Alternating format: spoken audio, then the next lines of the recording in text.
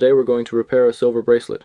More specifically, its clasp, the little hook, called a parrot clasp. There's also a crab clasp, which has a different shape. Here's the clasp mechanism, and unfortunately, the lever that is supposed to operate it isn't functioning as it should. It doesn't move back into its original position as expected. We need to carefully access the spring located inside the mechanism to investigate and determine what exactly has gone wrong with it. Using a flat tool, like a small screwdriver or a utility knife, you need to gently pry it open. With a gentle and careful motion, slowly and steadily apply pressure to the sides, causing them to gradually move apart from each other. This action should be done with a soft touch to ensure that the sides separate smoothly and without any abrupt movements or forceful actions. We're trying to carefully and gently get the inner part of the clasp out. Here it is, right? This part is coming out.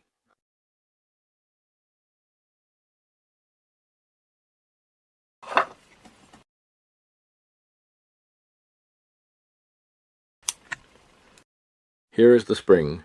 You can see that there should be two protrusions, the little ears, but they are broken. Only the ring is left. So as you can see, in this condition, unfortunately, the clasp mechanism won't work as intended. Here is the designated slot for the spring mechanism.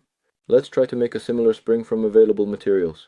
We take a regular spring from available materials, preferably a thinner one, and start making a spring for the clasp. We wrap one turn around the needle to get the diameter we need.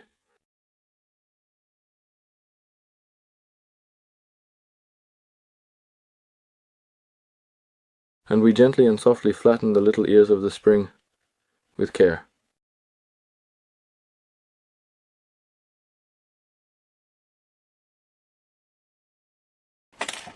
Let's press down carefully and securely. Hit down well so that the spring is elastic and tight.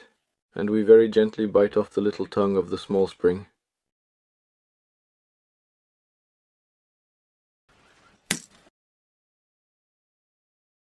Here's the little spring we made.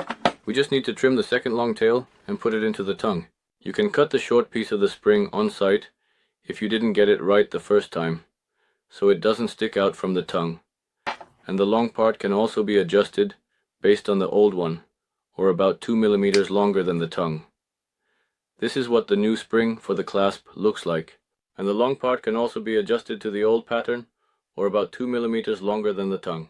This is what the new spring for the clasp looks like. Now we need to place the tongue into the clasp. Using a large needle, we'll carefully push it into its place. Now we need to place the tongue into the clasp. Using a large needle, we'll carefully push it into its place. The spring is pushing a little, so it's harder for him to enter. The spring just fit very carefully and snugly in place. In this stage of the assembly process, it is crucial to carefully and precisely squeeze the side parts into their correct positions using a pair of pliers. This task demands a gentle touch and a meticulous approach to ensure that no components are damaged or broken. It is vital to proceed with caution and patience, as the success of the entire assembly hinges on this step. Remember to apply just the right amount of pressure, avoiding any sudden or forceful movements that could lead to unintended damage. By doing so, you will preserve the quality and functionality of the parts involved, ensuring a successful outcome. It should fit snugly into its place. Let's check the clasp's operation. Everything is back in its place.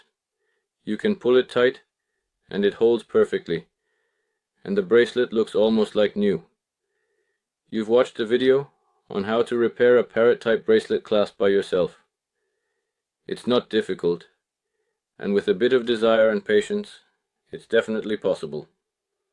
Please like the video. Leave your comments and suggestions. Subscribe to our channel. Stay with us. Goodbye everyone.